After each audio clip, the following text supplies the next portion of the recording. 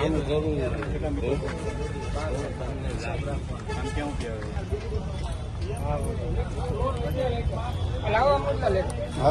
નામ હિતેશ શશિકાંત ભાનુશાળી છે.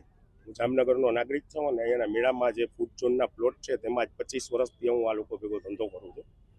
અમારી અત્યારે અધિકારીઓ જે આવ્યા હતા એના ઇન્સ્ટ્રક્શન મુજબ અમે કોઓપરેટ કરવા તૈયાર છે.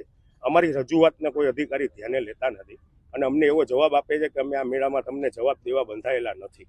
બરાબર, અમારી રજૂઆત એટલી જ છે કે કોર્પોરેશન નિયમ મુજબ જે પ્લોટ અમને જગ્યા ફાળવવામાં આવી છે એ જગ્યામાંથી અમારી જે કોઈ ધંધાના સાધનોની વસ્તુ છે એ ઉપાડે નહીં. જે અત્યારે એસ્ટેટ શાખાએ અમારા પ્લોટની અંદરથી અમારી જે રેકડીઓ છે એ ઉપાડી લીધી છે 6x12 મીટરમાંથી સામાન ઉતારીને અમારા પ્લોટ ધારકની ગેરહાજરીમાં. અને અહીંયા સફાઈ નથી, અમને સફાઈ કરાવી દે અને અમારે કોઈ પણ જાતની આવી હેરાનગતિ ના થાય ને અમારા પ્રશ્નોના જવાબ આપે એવી અમારી રજૂઆત અને બે હાથ જોડીને નમ્ર વિનંતી છે. અમે પણ આમાં ક્યાંયથી પૈસા નાખેલા છે તો આપ જોઈ શકો છો અને ત્યાં પણ જોઈ લો અત્યારે પરિસ્થિતિ ફૂડ ઝોનની શું છે. અધિકારીને એવી રજૂઆત કરી કે ભાઈ જે અમારો પ્લોટ છે તેમાંથી અમે તમારો સામાન અમારો ના ઉપાડો જે નિયમો અનુસાર.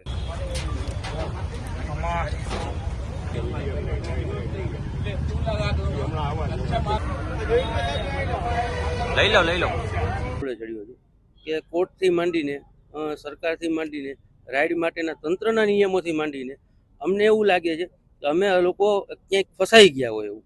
એનું કારણ એવું છે કે અત્યાર લગીને અમે કોર્ટના રાહ જોતા હતા. અમારી પાસેથી 10 તારીખથી પૈસા લેવામાં આવેલા છે કે 10 તારીખથી મેળો ચાલુ થશે અને 24 તારીખ લગીનનું આયોજન હતું. આજે 13 તારીખ છે, હજુ સુધી અમારા કોઈ કાગળ અમને પરફોર્મન્સ લાયસન્સ હજી મળ્યા નથી. બીજું, અમે ગઈકાલે ખુશ થયા, મહાનગરપાલિકાનો વિજય થયો, હાઈકોર્ટે સ્ટે આપ્યો કે ભાઈ મેળો થવો જોઈએ, તો અમે બહુ ખુશ હતા ગઈકાલે. પણ આજ સવારે મહાનગરપાલિકાના તંત્રની જે ટીમ આવી અને સવારથી જે એ લોકોએ ગ્રાઉન્ડમાં સુરક્ષા માટેના નામે જે બિનજરૂરી જે વસ્તુ કરી છે, જેમાં કે ખાણીપીણીના પ્લોટ છે, એમાં ખાણીપીણીના પ્લોટમાં એ લોકોની રેકડીઓ પડી જે એમના પ્લોટની અંદર પડી છે. હજુ મેળાનું ઉદ્ઘાટન થયું નથી, હજી ધંધો ચાલુ થયો નથી અને એ રેકડીનો કબજો કરવો એસ્ટેટ શાખા દ્વારા અધિકારીઓને કહેવાથી, તો આ ક્યાંનો ન્યાય? આજે 2 લાખ રૂપિયા દઈને એ લોકોએ સ્ટોલ ભર્યા છે અને એમનો ધંધો ચાલુ નથી થયો.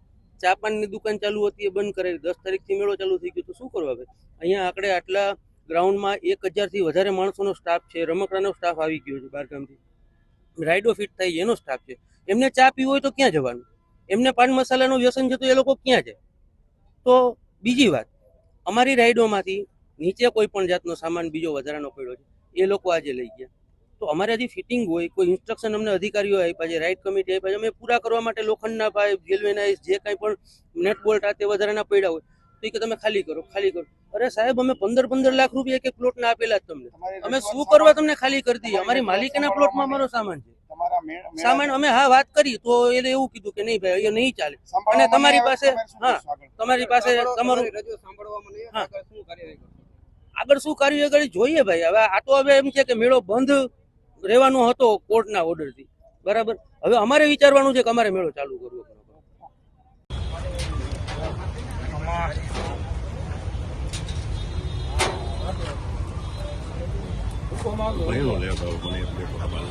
પ્રદર્શન ગ્રાઉન્ડ ખાતે શ્રાવણી લોકમેળાનું જે આયોજન કરેલું છે એનું આજે તમામ જે ટીમ છે જેએમસીની એના મારફત અત્યારે સાઇટ વિઝિટ કરવામાં આવેલી છે. જે રાઇડ સંચાલકો કે ફૂડ કોર્ટ કે ચિલ્ડ્રન રાઇડ જેમાં જરૂરી સૂચનાઓ આપવાની જરૂર હતી એ સૂચનાઓ આપીને એસઓપીનું અને ટેન્ડરની શરતોનું મહત્તમ પાલન થાય એ રીતેનું અત્યારે સૂચનાઓ આપવામાં આવેલી છે. ખાસ કરીને પબ્લિક સેફટીને ધ્યાનમાં રાખીને જ તે તમામ એસઓપી બનાવવામાં આવેલી છે. ત્યારે પબ્લિક સેફટીને પ્રાયોરિટી મળે અને સેફટીથી જ તે લોકો મેળો માણી શકે તે માટેનું આયોજન થઈ રહ્યું છે. ત્યારે આજે તમામ ટીમ સાથે મેળાની સ્થળ મુલાકાત કરેલી છે. માનો કે એક જગ્યાએ ચિલ્ડ્રન રાઇડમાં 2 પ્લોટ ભેગા કરીને એક રાઇડ મૂકવામાં આવેલી, તો આ સેફટીની દ્રષ્ટિએ યોગ્ય ન લાગતા એમની પણ અત્યારે સૂચના આપવામાં આવેલી છે અને રિપ્લેસ કરવાનું જણાવવામાં આવેલું છે. એવી રીતે કુલ જે પહેલાંની મુલાકાતોમાં પણ જણાવવામાં આવેલું છે એ રીતે 23,000 સ્ક્વેર મીટર જેટલી ટોટલ અત્યારે જગ્યા છે પ્રદર્શન ગ્રાઉન્ડમાં.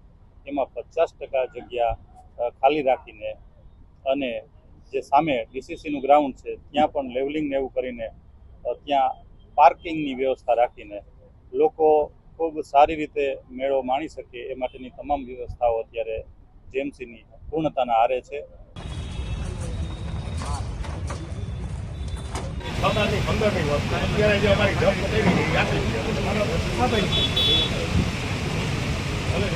સાહેબ ટેન્ડરમાં લગન